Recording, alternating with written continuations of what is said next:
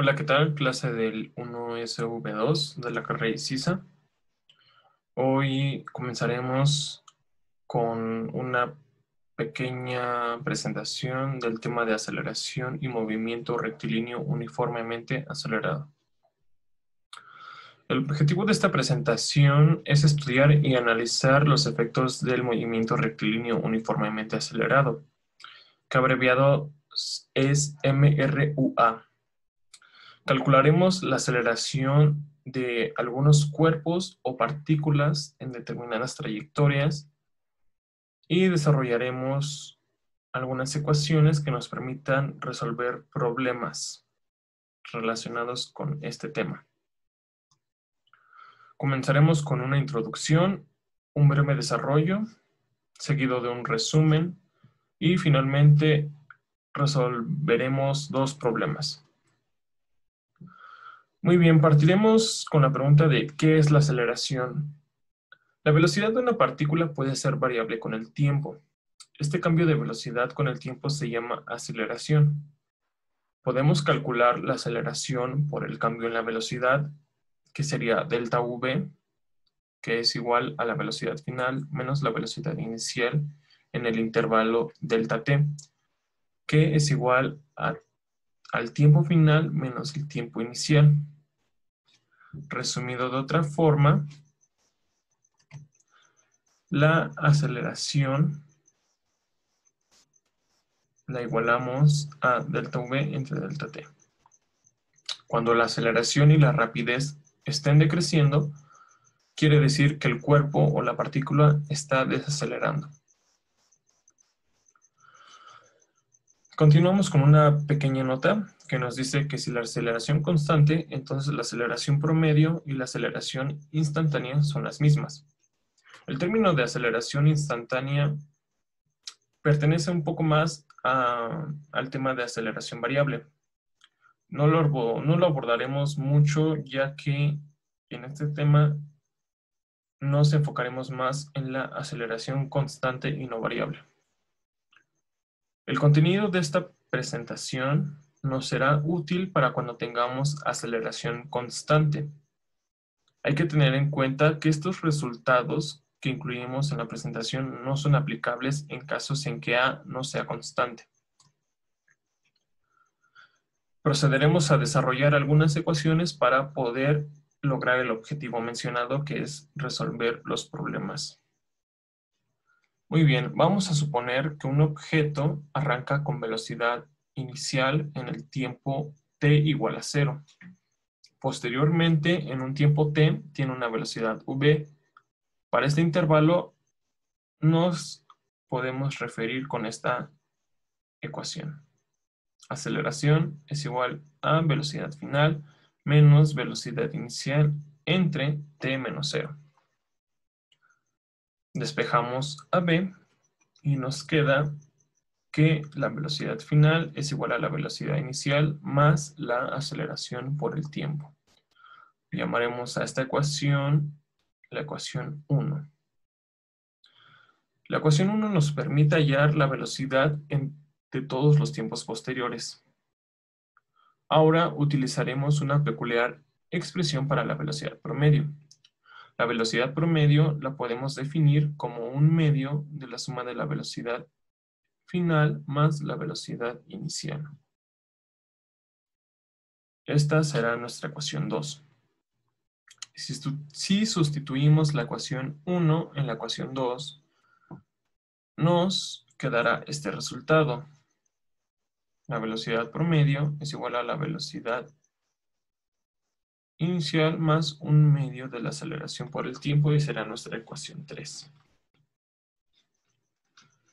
La velocidad promedio también se puede definir de la siguiente manera.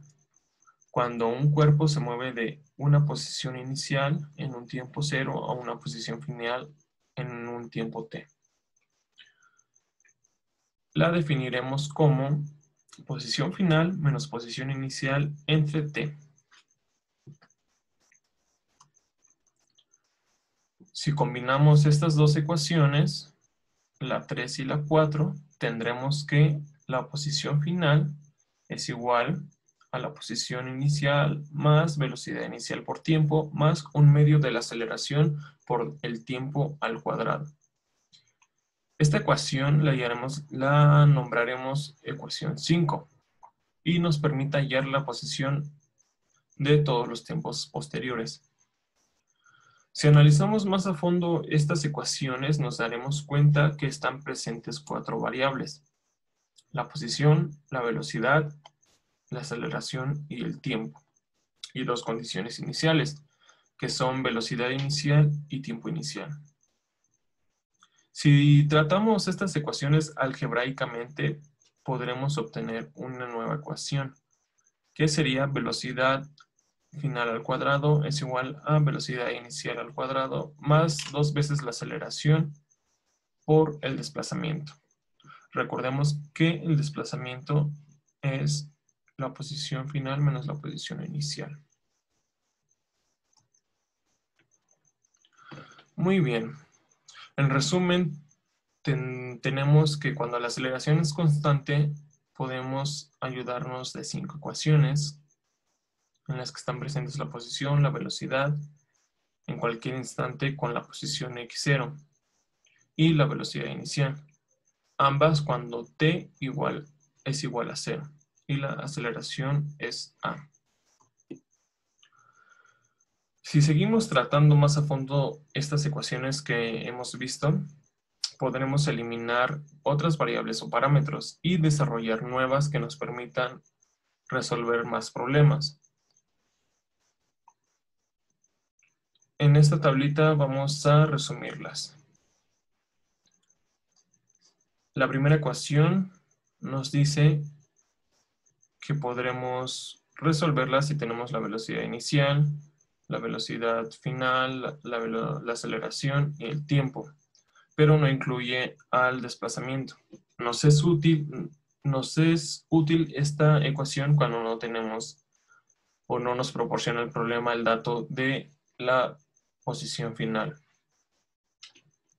En la segunda ecuación no está presente la variable velocidad final. En la tercera no tenemos al tiempo. En la cuarta no tenemos a la aceleración. Y en la quinta no tenemos la velocidad inicial. Estas ecuaciones se nos simplifican más cuando x0 o la posición inicial es 0. Cabe destacar que se puede elegir cualquier dirección del eje de coordenadas y si es positiva, los desplazamientos, velocidades y aceleración serán positivas.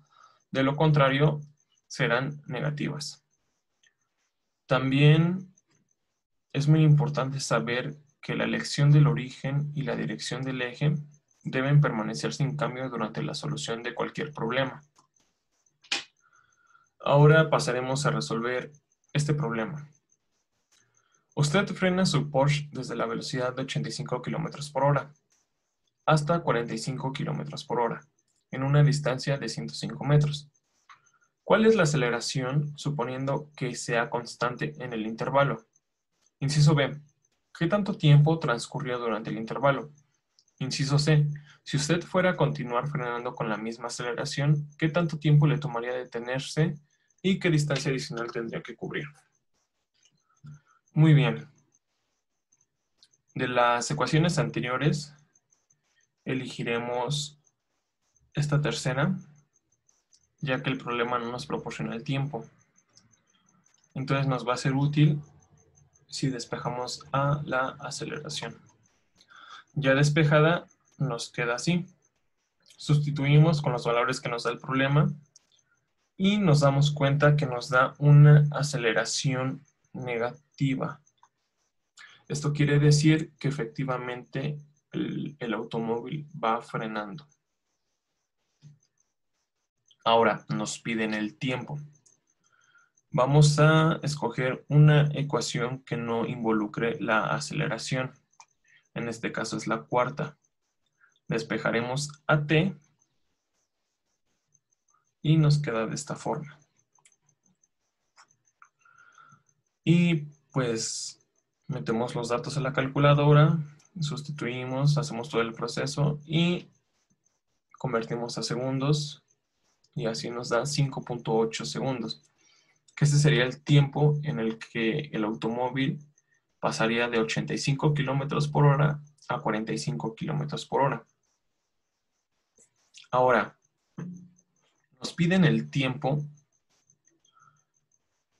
en el que el auto se va a detener completamente. Entonces podemos utilizar esta otra ecuación también, despejando ya a t, que sería esta. ¿Por qué? Porque si nos damos cuenta, en la parte de arriba nos quedará el signo negativo y abajo también nos quedará el signo negativo. Negativo entre negativo nos va a dar un resultado positivo. Sustituimos, realizamos las operaciones y nos da un tiempo de 12.3 segundos, que es el tiempo que el coche tardará en detenerse completamente. Ahora nos piden qué distancia adicional tendría que cubrir. Para esto primero calculamos el desplazamiento que realiza el coche para detenerse completamente. Sustituimos y realizamos las operaciones. Nos da un resultado de 146 metros. Pero eso no es lo que nos preguntan la distancia adicional. Entonces, si para bajar a 45 kilómetros por hora recorrió 105 metros y para detenerse completamente recorre 146 kilómetros, entonces la distancia adicional será 41 metros. Procederemos a resolver este otro problema, que nos dice que una partícula alfa viaja a lo largo de un tubo hueco recto de 2 metros de longitud que forma parte de un acelerador de partículas. Inciso A. Si suponemos una aceleración uniforme, ¿cuál es la aceleración de la partícula?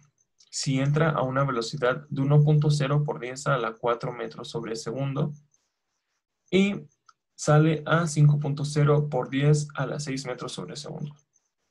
Inciso B. ¿Qué tanto tiempo estuvo en el tubo?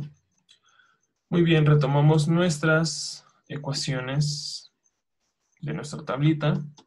Nos fijamos cuál nos conviene despejar. Despejamos aceleración. Nos queda este despeje. Sustituimos con los datos del problema que nos proporciona y nos da el resultado para el inciso A de 6.3 por 10 a la 12 metros sobre segundo al cuadrado. Esto nos quiere decir que pues, la partícula se iba un poco rápido durante esa trayectoria. Ahora, para resolver el tiempo o el inciso B, despejamos a t de alguna de nuestras ecuaciones que tenga los datos que nos proporciona el problema. Sustituimos y nos da este resultado, 8.0 por 10 a la menos 7 segundos. Si lo pasamos a otra notación, nos queda 0.8 microsegundos, que es un tiempo muy corto en el que está durante el tubo hueco. Y bueno, eso sería todo por mi parte. La información fue recopilada del libro Resnick, volumen 1, del capítulo 2, Movimiento Unidimensional. Hola, ¿qué tal? Mi nombre es González Espinosa Organiric y yo voy a explicar el tema del tiro parabólico. Para ello he preparado una pequeña presentación y antes de comenzarla quiero explicar el objetivo de mi tema. El objetivo del tema es mostrar qué es lo que sucede cuando nosotros lanzamos un determinado objeto con un determinado ángulo de inclinación, además de observar qué papel fundamental juega la gravedad dentro de este tipo de tiros o de movimientos. Bien, ¿qué es el tiro parabólico? Definimos al tiro parabólico como el movimiento de una partícula llamada proyectil, la cual describe como trayectoria una parábola en el aire, cuando ésta se impulsa con una velocidad inicial a un determinado ángulo de elevación. Bien, para verlo de manera gráfica tenemos el siguiente esquema. Como podemos observar, aquí la pequeña curva que se forma es nuestra trayectoria, que en este caso forma una parábola. El pequeño punto negro que observamos ahí es nuestro proyectil. Ese proyectil es lanzado con una determinada velocidad inicial y un determinado ángulo de elevación. En este caso la velocidad no nos la plantean y tampoco el ángulo, pero estos dos componentes o estos dos factores son importantes para este tipo de movimientos o de tiros. Como podemos observar, nuestro proyectil viene acompañado de unos vectores, el cual el vector central es la velocidad que lleva nuestro proyectil en ese determinado punto de nuestra parábola. Para calcular que la velocidad inicial, para empezar, en nuestro punto inicial, el punto desde donde se dispara nuestro proyectil, pues la velocidad inicial será la velocidad que nos planteen, pero conforme va avanzando nuestro proyectil en esa parábola, su velocidad va cambiando. Entonces, para poder encontrar la velocidad que lleva nuestro proyectil en un determinado punto de nuestra parábola, lo que hacemos es descomponer la velocidad inicial en sus componentes rectangulares. Como vemos el tiro parabólico en un plano cartesiano, lo vemos con un eje X y con un eje Y.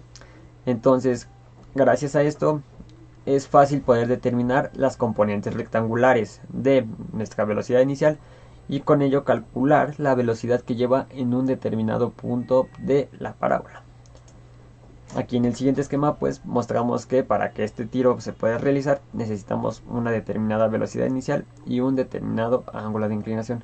Si nuestro ángulo de inclinación fuera cero, básicamente lo que pasaría es que supongamos que el marcador es lo que vamos a disparar y está rozando con el suelo, así es que básicamente llevaría una línea recta, no formaría una parábola en este caso. Bien, los tiros parabólicos son muy especiales ya que son los casos más comunes de movimiento en dos dimensiones, que quiere decir que el tiro parabólico combina dos tipos de movimientos en uno solo, los cuales son el movimiento horizontal del tipo parabólico, el cual es uniforme continuo, ya que avanza espacios iguales en tiempos iguales. Y también tenemos el movimiento vertical del tiro parabólico, el cual es uniforme acelerado, debido a la presencia de la aceleración gravitacional, ya que forma una trayectoria y otra de subida y otra de bajada. Una trayectoria de subida y otra de bajada. Y esto lo podemos observar en el siguiente esquema de aquí. Por ejemplo, aquí en el punto 10, supongamos que está nuestro objeto. Supongamos que tenemos un cañón y queremos lanzar una bala de cañón.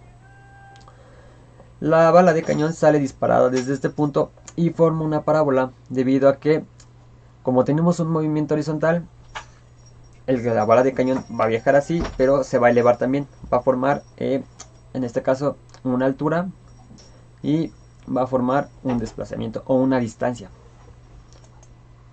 Bien, la formación del tiro parabólico se da de la siguiente manera. Hay que tomar en cuenta que si nosotros lanzáramos un proyectil y no hubiera gravedad, ¿qué es lo que pasaría? Por ejemplo, si yo quisiera lanzar este marcador, yo lo lanzaría, pero a la hora de lanzarlo, lo que va a pasar es que como no hay fuerza de gravedad, no hay nada que haga que este objeto tenga que caer al suelo o tenga que regresar a la superficie. Lo que pasará es que si yo lanzo mi objeto, seguirá una línea recta y seguirá subiendo, la verdad, hasta sepa dónde terminaría ese marcador. Pero como hay acción de la fuerza de gravedad, lo que pasa es que cuando lanzamos nosotros ese objeto, llega un punto en el que la gravedad es tal que hace que la velocidad inicial con la que fue lanzada se haga cero. ¿Qué quiere decir? Que la fuerza de gravedad reduce esa velocidad de cero y la misma fuerza de gravedad hace que ese objeto vuelva a caer hacia abajo, vuelva a caer con otra determinada velocidad. Bueno, esto lo podemos ver en el siguiente esquema de aquí. Supongamos que el vector aquí de color rojo es la trayectoria que seguiría nuestro marcador si no existiera la gravedad. Pero como hay acción de la gravedad, nuestro marcador tiende a formar parábolas debido a la fuerza de la gravedad.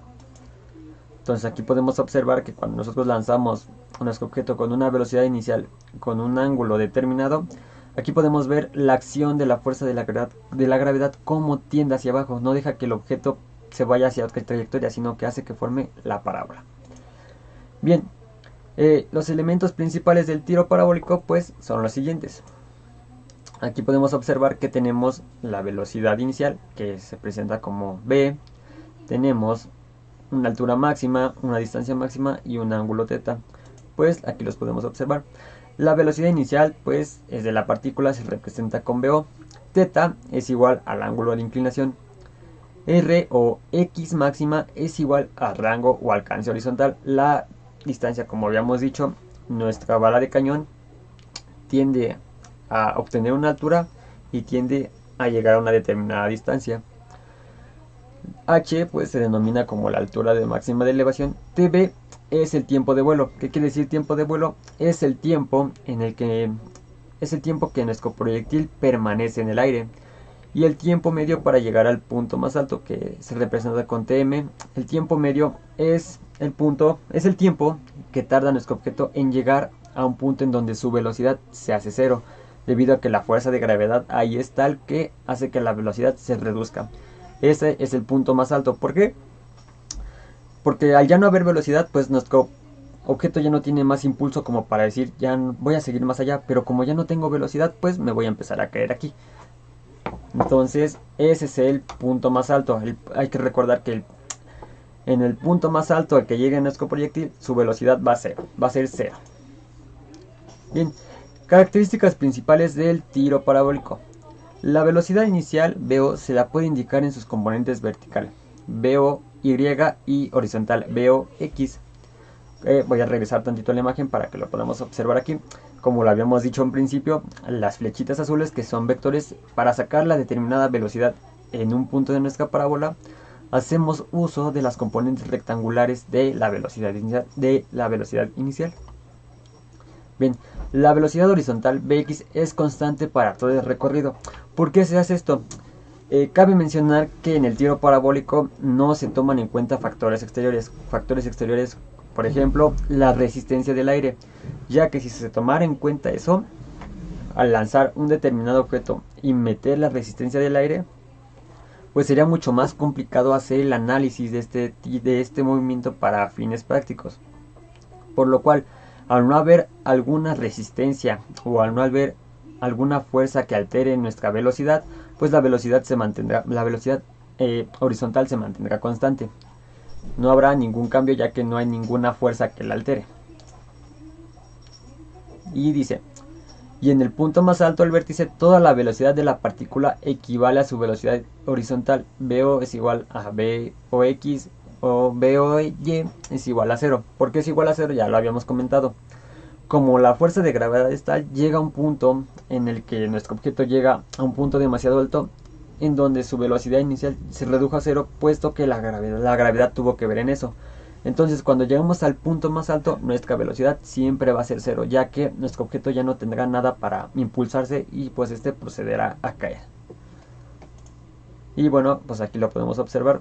Aquí poníamos los componentes rectangulares de nuestra velocidad inicial, que son Vx, Vy, nuestro ángulo de inclinación. Aquí podemos observar que pues la velocidad en X siempre va a ser igual a la velocidad inicial, puesto que como no hay resistencia del aire o factores externos que se involucren con nuestro proyectil, no hay nada que lo detenga. Pero en este caso, por acción de la gravedad, pues la velocidad en el eje Y sí va a tener que estar cambiando, ya que la fuerza de la gravedad es la que hace que ese objeto pues se reduzca su velocidad o la aumente, dependiendo del caso. Bien, ¿qué tan lejos puede llegar un proyectil? Bueno, el alcance horizontal del proyectil dependerá de su ángulo de inclinación y de la velocidad inicial del proyectil. Por ejemplo, supongamos que lanzamos un proyectil una velocidad muy grande, unos 50 km por hora. Si nosotros lanzamos nuestro proyectil a 50 km por hora con un determinado ángulo de inclinación, entre más inclinemos ese, lo voy a poner aquí para que se vea gráficamente, entre más inclinemos nuestro proyectil o de donde se vaya a lanzar nuestro proyectil, podemos observar que menos distancia recorre. Quiere decir, entre más grande sea nuestro ángulo de inclinación o de elevación, pasa lo siguiente: la altura es la que aumenta, pero la distancia es la que disminuye, puesto que si lo ponemos así, cuando lancemos un objeto, aquí está a 90 grados, cuando lo lancemos, el objeto va a terminar exactamente en la misma posición en donde está, pues, desde donde se lanzó. Pero si le ponemos un determinado ángulo de inclinación, el objeto va a terminar mucho más lejos desde donde se lanzó. Aquí en el ejemplo podemos ver diversos ángulos de inclinación: 15, 30, 45, 60 y 35, 75. Bueno, aquí como podemos observar, con esta velocidad de 50 metros sobre segundo elevado a un ángulo de 45 grados, la distancia máxima que alcanza nuestro objeto son 250 metros. Y aquí lo podemos ver, el alcance horizontal máximo se obtiene cuando el ángulo de elevación de θ es igual a 45. Entonces, para saber qué tan lejos puede llegar un proyectil, pues tenemos que analizar tanto su ángulo de elevación como su velocidad inicial. Y bien, llegamos a las fórmulas de los tiros parabólicos. Hay autores que dicen que cuando se resuelva un caso de tiros parabólicos se recomienda dividir los movimientos en horizontales y verticales, aplicando en cada uno las diferentes fórmulas del movimiento uniforme y el movimiento acelerado. Como podemos ver, el tiro parabólico dijimos que combinaba dos movimientos en uno. Entonces, cuando se estudien o se resuelvan ejercicios de este tipo de tiro, lo recomendable es dividir sus fórmulas en dos: en el tiro parabólico horizontal y en el tiro parabólico vertical. Como pueden ver, aquí tenemos las fórmulas que me dice que la velocidad de x va a ser igual a la velocidad inicial en x. Aquí podemos determinar la velocidad inicial de x, es descomponer, es lo que veníamos diciendo, para obtener la velocidad en un determinado punto de la parábola. Había que descomponer la velocidad inicial en sus componentes rectangulares. Esto que estamos haciendo aquí, voy a poner el puntero láser, aquí lo podemos observar. Esto que estamos haciendo aquí es descomponer la velocidad inicial en sus componentes rectangulares para así obtener la velocidad que lleva en un determinado punto. Aquí podemos observar que igual la velocidad en un determinado punto va a ser igual a la posición entre el tiempo, y aquí la posición es igual a la velocidad que lleve nuestro objeto en ese diverso momento por el tiempo. Esto es para el tiro parabólico horizontal. Y para el tiro parabólico vertical se parecen, pero no es lo mismo. Recordemos que cuando es horizontal, pues tendemos a estar en el eje X. Coseno de θ se relaciona con el eje X y seno de θ se relaciona con el eje Y. Entonces, velocidad inicial de Y es igual a la velocidad inicial por el seno de θ. La velocidad final de Y es igual a la velocidad inicial de Y más la gravedad por el tiempo. Aquí en el tiro vertical recordamos que como nuestro objeto está empezando a ganar altura, en algún momento tiene que caer debido a la fuerza de la gravedad. Aquí también estas fórmulas nos recuerdan a las fórmulas del movimiento rectilíneo uniformemente acelerado. Entonces, para obtener aquí la velocidad final al cuadrado es igual a la velocidad inicial al cuadrado más 2 veces la gravedad por la altura que haya alcanzado o en donde se encuentre nuestro proyectil. Y finalmente, para encontrar la altura, eso es igual a la velocidad inicial por el tiempo más la gravedad por el tiempo al cuadrado sobre 2. Y bien, algunos autores también meten como elementos notables del tiro parabólico las siguientes fórmulas, que son las que veníamos viendo. Bien, vamos a poner, aquí tenemos que el tiempo medio va a ser igual a la velocidad inicial por el seno de θ entre la gravedad. El tiempo medio, recordemos que es el tiempo que tarda nuestro objeto en llegar al punto más alto de su trayectoria.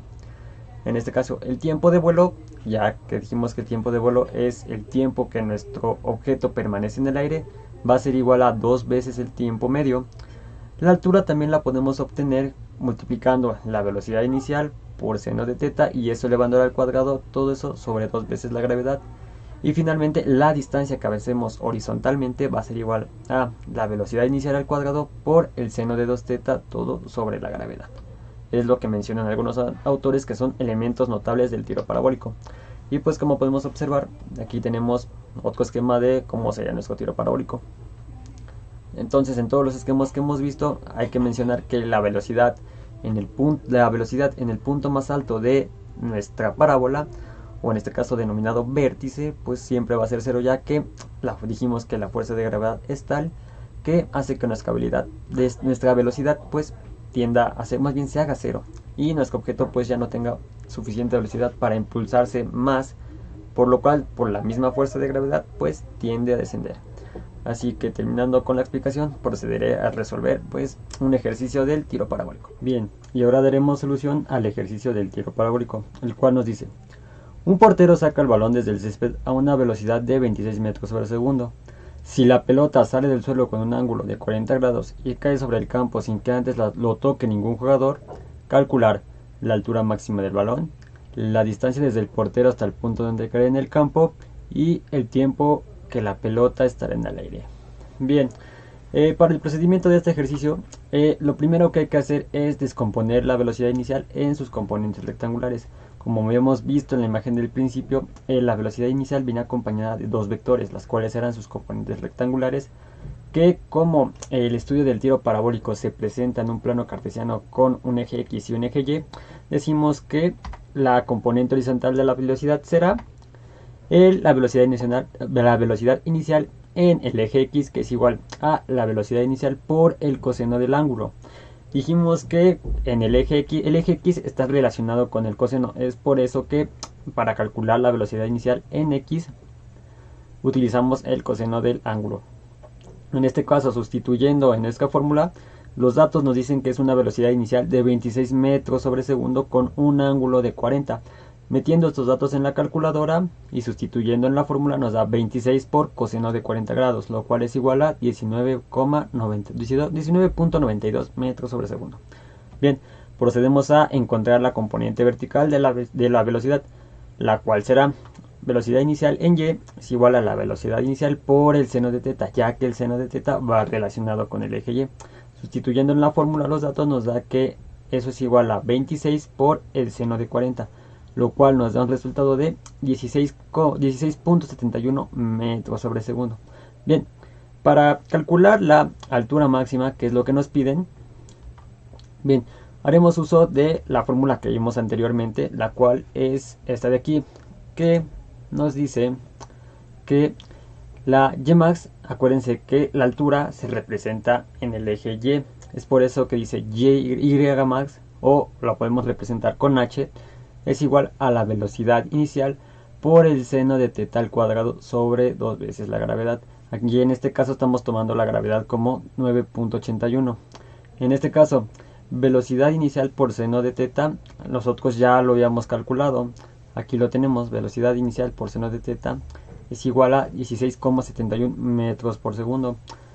Aquí eso lo podemos sustituir aquí y al elevarlo al cuadrado y hacer la división de 2 por la gravedad nos da un resultado de 14.23 metros. Esto de aquí, el resultado que tenemos aquí es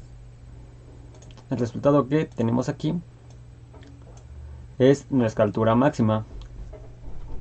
Bien, después nos piden el alcance del saque del portero.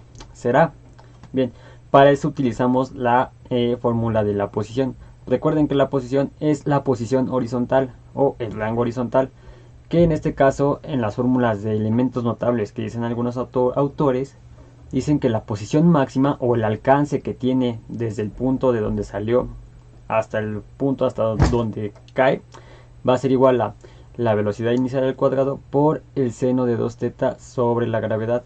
En este caso, sustituyendo los datos, tenemos que 26 al cuadrado por el seno de 2 por 40, lo cual nos da 80, todo entre 9.81.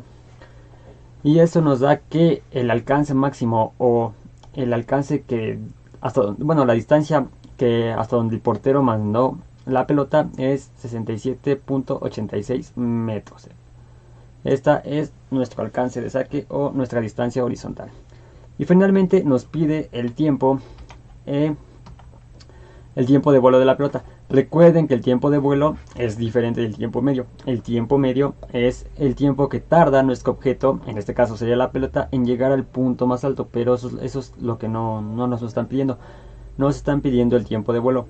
Igual, el tiempo de vuelo es cuánto tiempo permaneció la pelota en el aire antes de llegar al suelo, con el cual utilizamos la siguiente fórmula de aquí, que nos dice que el tiempo de vuelo es igual a 2 veces la velocidad por el seno de teta sobre g.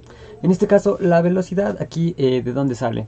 Recordando que la velocidad en cualquier punto de la parábola, dijimos que iba a ser igual a sacar las componentes rectangulares de pues esa velocidad. En este caso, para encontrar ese 2.26, lo que hacemos es, por componentes rectangulares, hacemos el uso del teorema de Pitágoras. Entonces, en este caso, la velocidad que estamos buscando va a ser igual a la raíz cuadrada ¿de quién? De la velocidad en x al cuadrado más la velocidad inicial en y al cuadrado. En este caso, ¿cuánto es? 19,92 al cuadrado más 16,71 al cuadrado.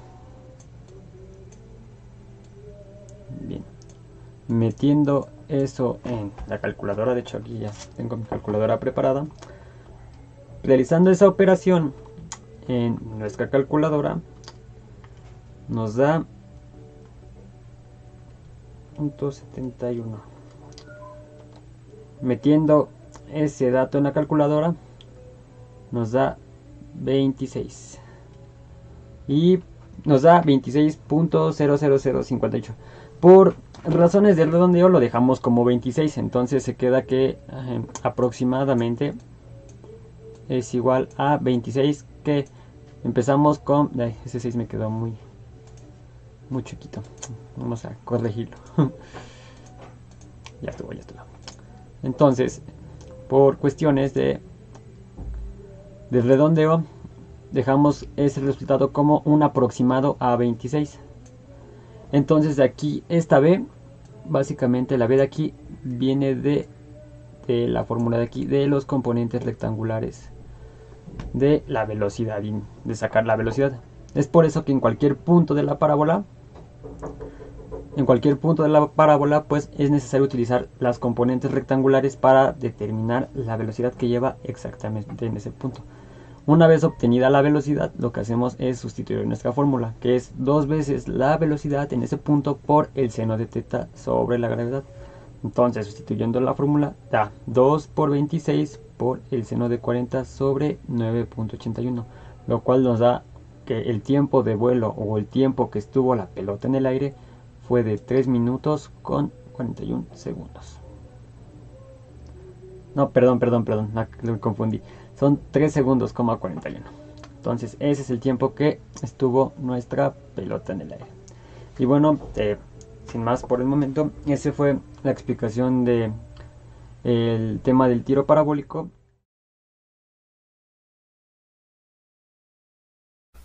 Objetivo del tema: conocer las características cinemáticas del movimiento circular, como lo es conocer el significado y la utilidad del radián y la descripción de este movimiento, expresar las velocidades en radianes, revoluciones por segundo y revoluciones por minuto, y transformar unas en otras, conocer el significado de magnitudes lineales y angulares, transformar las magnitudes lineales en angulares y viceversa. En cinemática, el movimiento circular, o también llamado movimiento rectilíneo circunferencial, está presente en todo lo que observamos y lo que nos rodea. Se produce cuando una fuerza externa, o sea, fuera del cuerpo, llamada centrípeta, actúa en forma perpendicular a la trayectoria que describe el movimiento. Es decir, es la trayectoria que recorre una partícula o un cuerpo por una circunferencia. Este movimiento tiene un eje, y todos los puntos por los que pasa la partícula se encuentran a una distancia constante del eje, llamada radio. El movimiento circular se efectúa en 2 dimensiones, ya que para describirlo es suficiente con manejar las coordenadas x y y. Generalmente se expresan en función de las coordenadas polares. A continuación mostraré algunos ejemplos con las fórmulas correspondientes al movimiento circular. Las partes que conforman este trayecto circular son el radio. Dentro de él se forma un ángulo llamado θ, con un punto de partida y un punto final. Dentro de esa trayectoria tenemos los siguientes datos. La frecuencia, que se representa como 1 entre tiempo. La frecuencia es el número de giros o revoluciones por segundo o revoluciones por minuto. Otro dato importante es el periodo. Es el tiempo que tarda en dar una vuelta o el giro completo, y es el inverso de la frecuencia, o sea, 1 entre f. Hay también algo llamado movimiento circular uniforme. Se caracteriza porque la velocidad es constante, o sea que no cambia con el tiempo. Se calcula de la siguiente manera. La velocidad angular representada como omega es igual a teta sobre el tiempo. Convirtiéndolo en radianes se convierte en 2pi sobre t. Y si agregamos el periodo, su inversa es la frecuencia y quedaría como 2pi por f. Para despejar los demás valores se puede utilizar métodos como este triángulo, en donde se coloca cada elemento en una posición. Por ejemplo, para determinar el ángulo se multiplica la velocidad angular por el tiempo. La velocidad angular es la misma fórmula que se encuentra aquí, pero de igual forma lo colocaremos. Y el tiempo, que es igual al ángulo sobre la velocidad angular.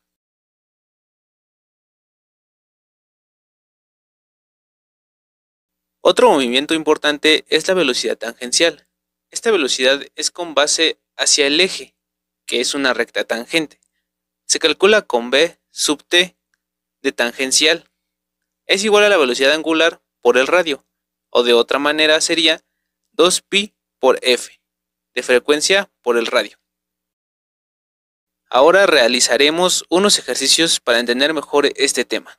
El primer problema dice: un objeto que se hace girar se desplaza a 24 radianes en 0.4 segundos. Nos preguntan, ¿cuál es la velocidad angular de dicho objeto? Lo primero que hay que hacer es recopilar los datos y ver qué nos piden. Nos dice que el desplazamiento, en este caso, el ángulo es de 24 radianes. El tiempo es 0.4 segundos y nos piden su velocidad angular. Escribimos la fórmula recordando el triángulo anterior, donde la velocidad angular es igual al ángulo entre el tiempo. Sustituimos 24 arriba y 0.4 segundos abajo. Calculamos y esto nos da un resultado de 60 radianes por segundo. El segundo problema nos dice: una polea gira en razón de 30 revoluciones por minuto durante 4 minutos. La pregunta es, ¿cuál es el desplazamiento en este tiempo? Los datos que tenemos son la velocidad angular, que es de 30 revoluciones por minuto, un tiempo de 4 minutos y el desplazamiento en este caso es el ángulo que se va a formar. La fórmula a utilizar es para determinar el ángulo donde se multiplica la velocidad angular por el tiempo.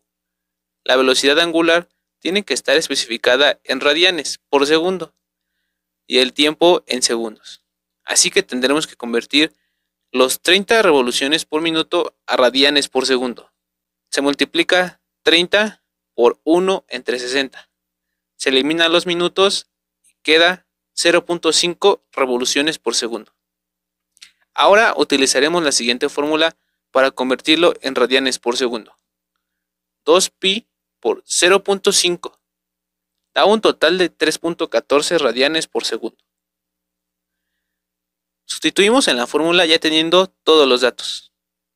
Ángulo es igual a 3.14 por los 4 minutos convertidos en segundos serían 240 segundos. Nos da un total de 753.6 radianes. El tercer y último problema nos dice que un ventilador de 80 centímetros de diámetro gira a razón de 90 revoluciones por minuto. ¿Cuál es la velocidad tangencial? Recuperamos los datos. Diámetro es igual a 80 centímetros. Convertidos a metros son 0.8 metros. Sabiendo que el radio es la mitad del diámetro, escribimos que el radio es igual a 0.4 metros. La frecuencia es de 90 revoluciones por minuto y nos piden la velocidad tangencial. Recordemos que su fórmula es igual a la velocidad angular por el radio, o también es igual a 2pi por la frecuencia por el radio. Igual que en el anterior problema, convertimos los 90 revoluciones por minuto a revoluciones por segundo. Multiplicamos 90 por 1 y dividimos entre 30. Minuto con minuto se eliminan y nos quedan 1.5 revoluciones por segundo. Ahora sí sustituimos. 2pi por la frecuencia, que es 1.5 revoluciones sobre segundo, por el radio, que son 0.4 metros. Calculamos y nos da un resultado de 6/5 de pi, o 3.7699. redondeando a 3.77 metros por segundo. Y estos serían mis resultados.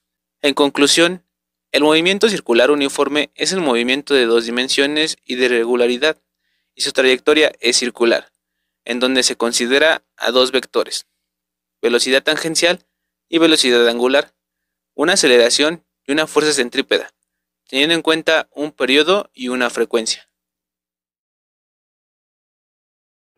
Hola, mi nombre es Benjamín del Ángel González Gutiérrez y yo les voy a hablar sobre el movimiento circular uniformemente acelerado. El movimiento circular uniformemente acelerado es un movimiento de trayectoria circular en el que la aceleración angular es constante. Ahora veamos qué fórmulas vamos a emplear para la solución de problemas de movimiento circular uniformemente acelerado. Bueno, para empezar, sabemos que la aceleración angular es la razón de cambio entre el diferencial de la velocidad angular respecto al tiempo. Y bueno, al tratarse de un movimiento circular uniformemente acelerado, sabemos que la aceleración angular va a ser constante. Entonces despejamos el diferencial de velocidad angular y nos va a quedar de esta manera. Integramos de ambos lados y desde dónde a dónde vamos a hablar. Bueno, va a ser desde la velocidad angular inicial hasta la velocidad angular final y desde el tiempo inicial hasta el tiempo final. Ahora, recordemos que al tratarse de un movimiento circular uniformemente acelerado, la aceleración va a funcionar como una constante, entonces la podemos sacar de esta integral y de este lado pasamos a evaluar desde la velocidad angular inicial hasta la velocidad angular final. Por lo tanto, nos va a quedar de esta manera: velocidad angular final menos velocidad angular inicial va a ser igual a la aceleración por la diferencia, la diferencia de tiempo, que es tiempo final menos tiempo inicial. Ahora recordemos que en el momento en que empezamos a medir el tiempo inicial va a ser 0. Entonces, t menos t inicial nos va a terminar dando t, porque t inicial vale 0.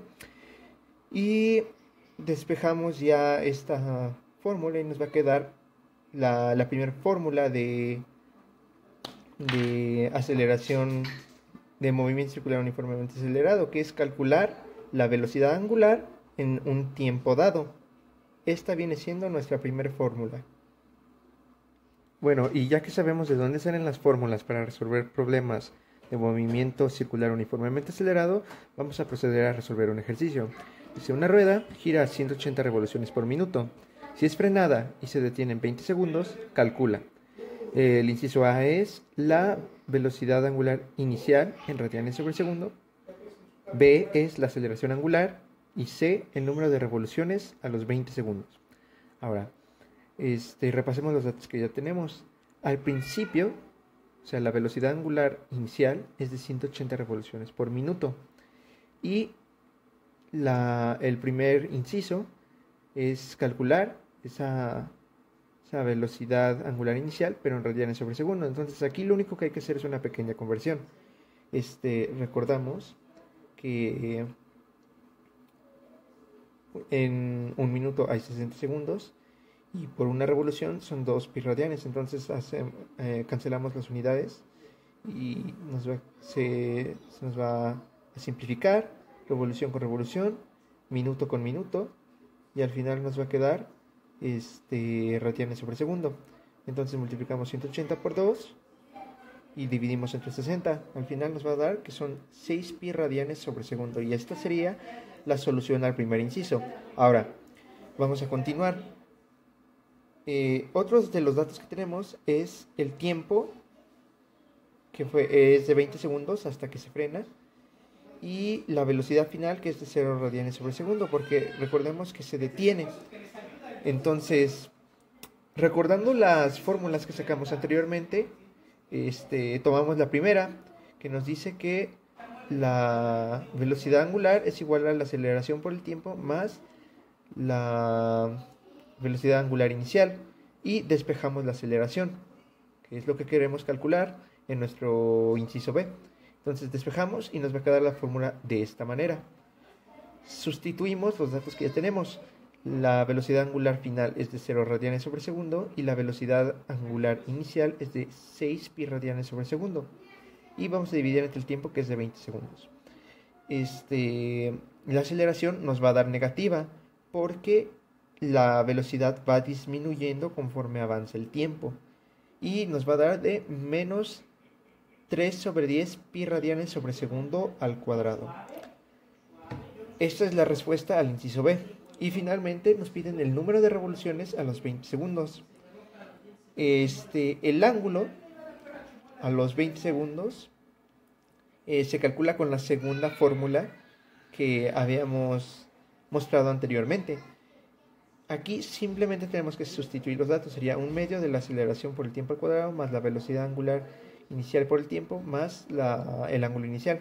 Sustituimos los datos. 1/2 por menos 3 sobre 10 pi radianes sobre segundo al cuadrado por 20 segundos al cuadrado más 6 pi radianes, que es la velocidad angular inicial, por el tiempo 20 segundos más el ángulo inicial. Pero recordemos que empezamos de 0, entonces esto prácticamente lo podemos simplificar a 0.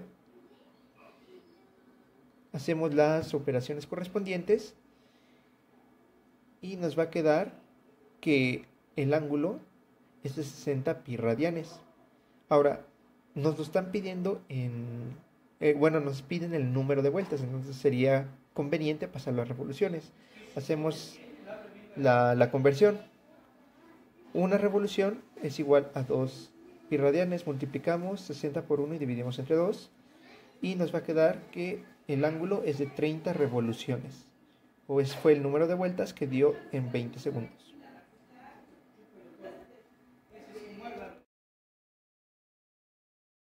El movimiento armónico simple se puede definir como un tipo de movimiento vibratorio causado por la proyección de un movimiento circular uniforme en recta lineal. Para comprender mejor al movimiento armónico simple es necesario tener en cuenta el concepto de oscilación o vibración. El movimiento vibratorio o oscilatorio es el desplazamiento de una partícula de extremo a extremo de forma repetitiva, un vaivén. Los cuerpos oscilan o vibran cuando se apartan de su punto estable de equilibrio. Para comprender mejor el concepto de oscilación, aquí dejaré un ejemplo. En él se puede ver cómo existe una fuerza restauradora que es la que lleva al cuerpo a su punto de equilibrio. Se puede decir que un cuerpo oscila cuando se mueve de forma periódica en torno a una posición de equilibrio, al efecto de las fuerzas restauradoras. Las magnitudes de un movimiento oscilatorio son el periodo, que es el tiempo que se tarda en cumplirse una oscilación completa y se mide en segundos. Frecuencia, que es el número de veces que se repite una oscilación, y su unidad de medida es el hercio. Para esto existen dos tipos de oscilaciones: las oscilaciones libres, que son cuando sobre un cuerpo no actúa una fuerza disipativa. Esto quiere decir que el cuerpo no se va a detener y va a oscilar indefinidamente. Y las oscilaciones amortiguadoras, que son las que sobre un cuerpo actúa una fuerza disipativa, que es la que hace que las oscilaciones se detengan y el cuerpo vuelva a su punto de equilibrio. Cuando las fuerzas restauradoras que actúan sobre la partícula son proporcionalmente a la distancia del punto de equilibrio, se puede decir que hay un movimiento armónico simple. En general, dichas fuerzas restauradoras siguen la ley de Hooke. Las características del movimiento armónico simple son: debe ser vibratorio, es decir, que el cuerpo oscila en torno a una posición de equilibrio siempre en el mismo plano. 2. Debe de ser periódico. Esto quiere decir que el movimiento se repite cada cierto tiempo. El cuerpo vuelve a tomar las mismas magnitudes cinemáticas y dinámicas en cada t segundos. Y 3. Se describe en una función sinusoidal, seno o coseno indistintamente. Las magnitudes del movimiento armónico simple son la elongación o alargación, que se representa con una X. Es la posición de la partícula que oscila en función del tiempo y es la separación del cuerpo en la posición de equilibrio. Y su unidad de medida es los metros.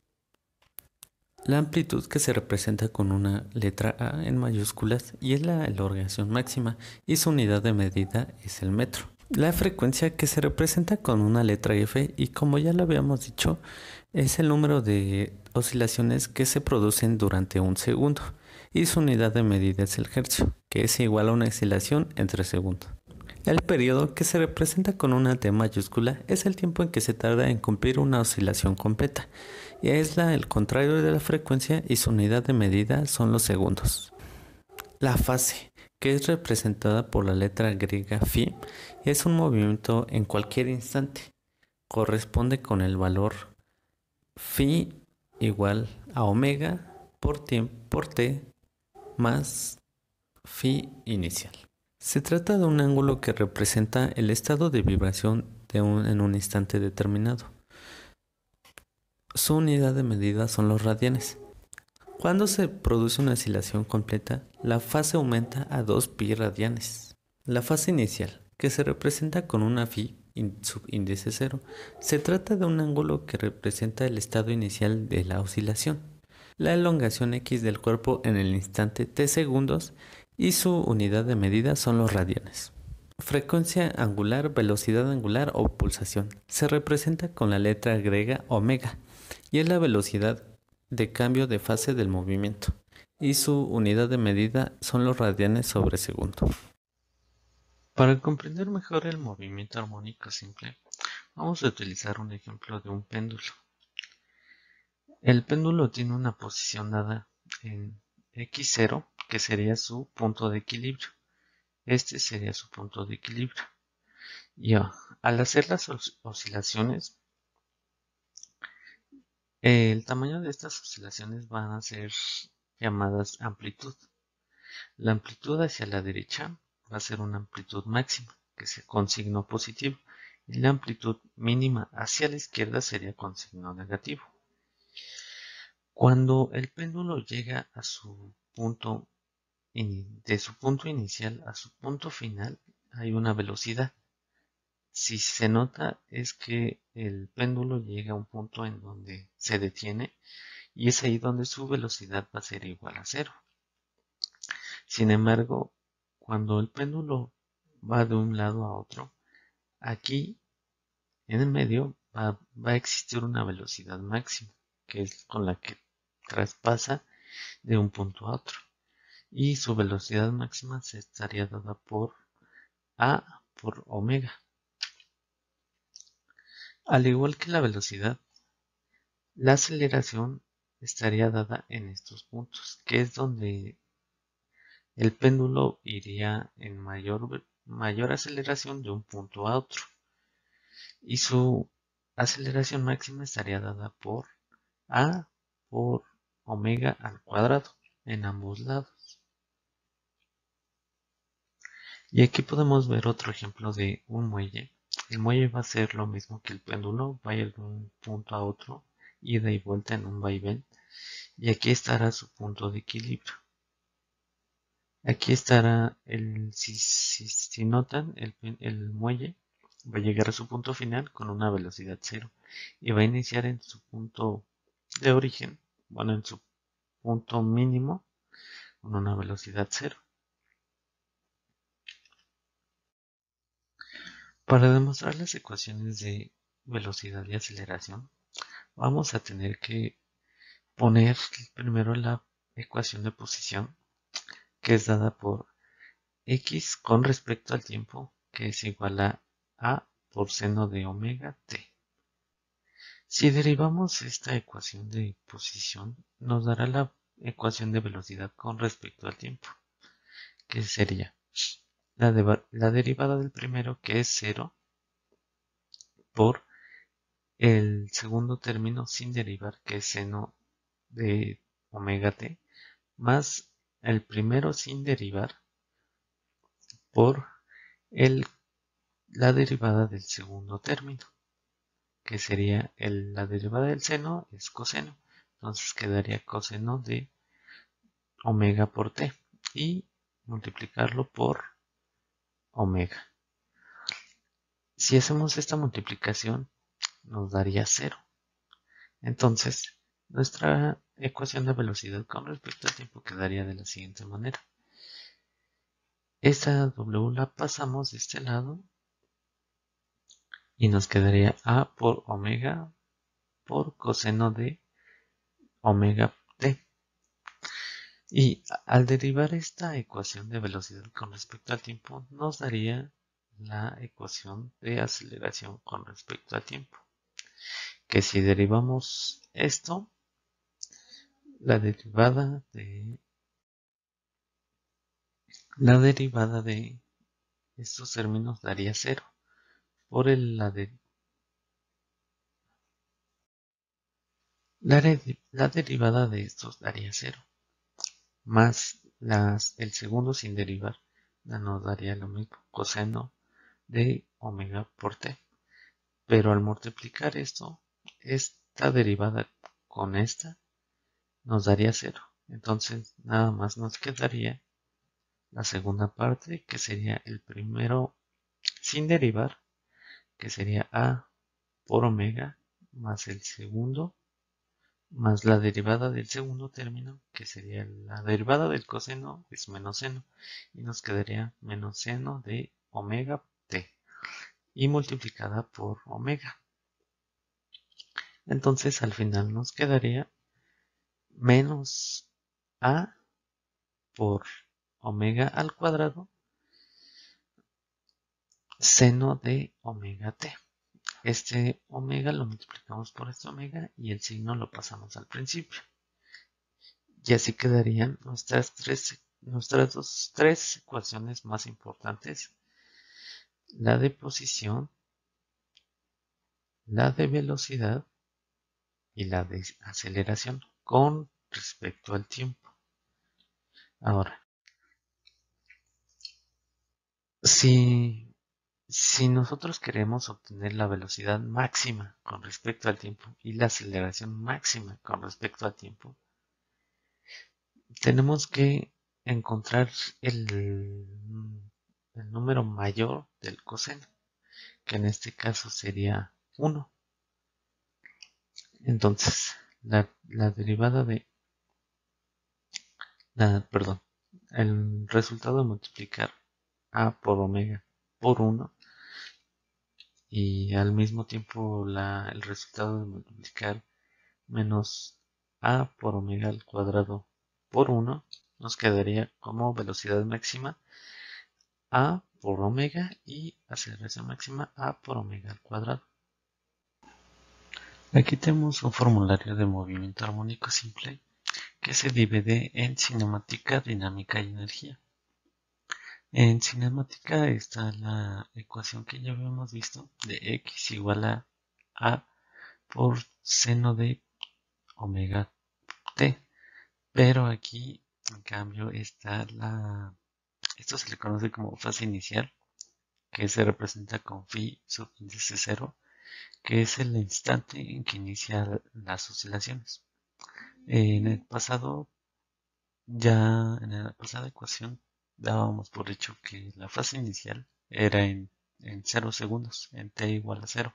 Por eso aquí en el pasado no pusimos phi inicial, phi sub índice 0. Pero en muchas ocasiones sí se coloca cuando la fase inicial es diferente de 0. También podemos ver la ecuación de velocidad en función del tiempo, que es A por omega por coseno de omega t. Y la aceleración en función del tiempo menos A omega al cuadrado seno omega dt. Además, la velocidad en función de la elongación, que es igual a omega más menos omega raíz de a al cuadrado menos x al cuadrado. Y la aceleración en función de elongación, que es igual a menos omega al cuadrado por x. Y la velocidad máxima, como aquí ya se los enseñé, es a por omega y a por omega al cuadrado.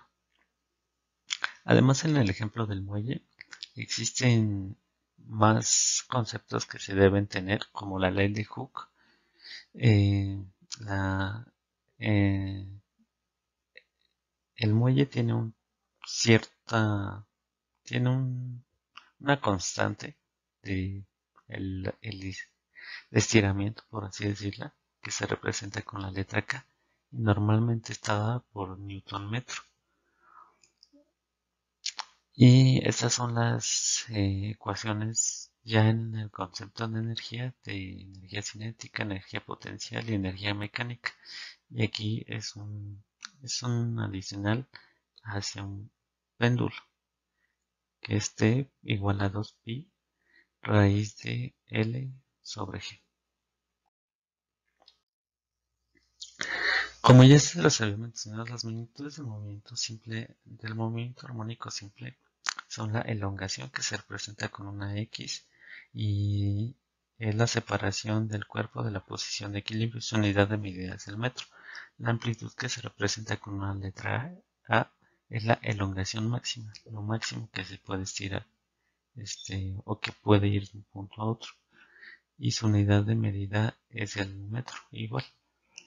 Y la frecuencia, que se representa con la letra F, es el número de oscilaciones o vibraciones que se producen en un segundo, y su unidad de medida es el hertz, que un hercio equivale a una oscilación sobre segundo, y es la inversa del periodo, que quedaría frecuencia igual a 1 sobre t.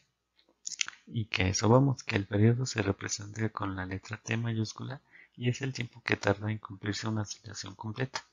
Y al igual es la inversa de la frecuencia, y quedaría T es igual a 1 sobre F.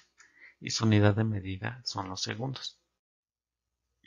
Además, aquí está la parte que les decía, la fase, que se representa con la letra griega phi, y la fase del movimiento en cualquier instante. Es un ángulo que representa el estado de vibración del cuerpo en un instante determinado. Su unidad de medida es el radian, y cuando se produce una oscilación completa, la fase aumenta a 2 pi radianes y el cuerpo vuelve a su posición inicial.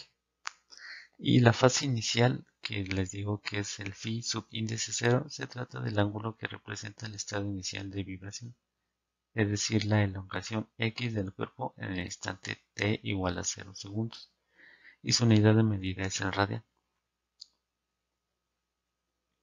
Y aquí está la frecuencia angular, velocidad angular o pulsación, que como ya lo hemos visto en las ecuaciones, está representada con la letra omega y representa la velocidad de cambio de la fase del movimiento, y se trata del número de periodos comprendidos en 2 pi segundos. Su unidad de medida es el radian por segundo, y su relación con el periodo y la frecuencia es omega es igual a 2 pi sobre t, que es igual a 2 pi por f, que recordemos que la t es el periodo y la f es la frecuencia. Bueno, aquí vamos a poner un ejemplo en donde se va a pedir la amplitud, la frecuencia y el periodo. Vamos a dar la ecuación posición x con respecto al tiempo igual a 0.03 metros por seno de pi por t. Recordando la fórmula, la ecuación de la posición con respecto al tiempo, tenemos que A, que es la amplitud, que sería 0.03 metros, y con eso ya sabemos que la amplitud pues va a valer eso, 0.03 metros. Y si comparamos nuevamente la omega, que es la frecuencia, va a valer pi. Ahí está. Y el omega, o sea la frecuencia, va a estar dada en radianes sobre segundo. Ahora, para encontrar la frecuencia, vamos a utilizar esta fórmula. Omega igual a 2 pi sobre t, sobre el periodo. Sí, perdón, para encontrar el periodo. Entonces tenemos que omega igual a 2 pi sobre t. ¿Y cuánto vale omega? Pues va a valer pi. Entonces aquí lo sustituimos y nos queda pi igual a 2pi sobre t. Pero nosotros queremos encontrar el periodo. Entonces sacamos el periodo y metemos este pi. Aquí está. Y t, o sea, el periodo sería igual a 2pi sobre pi. Estos 2pi se van y nos queda t igual a 2 segundos. Ahora, para encontrar la frecuencia, nuevamente utilizamos esta fórmula y nos quedaría f igual a 1 sobre t, o frecuencia es igual a 1 sobre periodo. Entonces frecuencia nos quedaría 1 sobre 2, porque aquí el periodo es 2 segundos, nos quedaría frecuencia es igual a 0.5 Hz, que recordemos que el hercio es una oscilación sobre segundo. Ahora, de la misma ecuación posición vamos a hallar la posición, la velocidad y la aceleración cuando el tiempo es igual a 1 segundo. En la posición vamos a sustituir de la ecuación posición con respecto al tiempo x igual a 1. Es x con respecto de 1 segundo, que es igual a 0.03 metros por seno de pi por 1. Pi por 1 es pi. Y el seno de pi va a ser 0. Entonces, al multiplicar seno de pi por 0.03 nos va a dar 0 metros. Entonces, la posición inicial, la posición en un segundo va a ser 0 en una posición inicial. Ahora, la velocidad en un segundo, vamos a sustituir de esta ecuación. Velocidad con respecto a un segundo es igual a 0.03 pi, que es la amplitud por la omega, la frecuencia, por coseno de pi por 1. Pi por 1 es coseno y coseno de pi es menos 1. Entonces si multiplicamos coseno de menos 1 por 0.03 pi, nos quedará menos 0.0003 pi metros sobre segundo, y esta va a ser la velocidad en un segundo. Pero como este es un valor negativo, lo podemos volver en valor absoluto y quedaría igual a velocidad 0.03 pi metros sobre segundo para hacer el valor positivo. Ahora, la aceleración. Igualmente sustituimos en la ecuación de aceleración con respecto al tiempo. Aceleración respecto de un segundo es igual a menos 0.03 pi al cuadrado por seno de pi por 1. Sustituimos aquí el 1. 1 por pi es pi. Seno de pi es 0. Entonces si multiplicamos esto por esto, nos va a dar 0 metros sobre segundo al cuadrado, que sería la aceleración.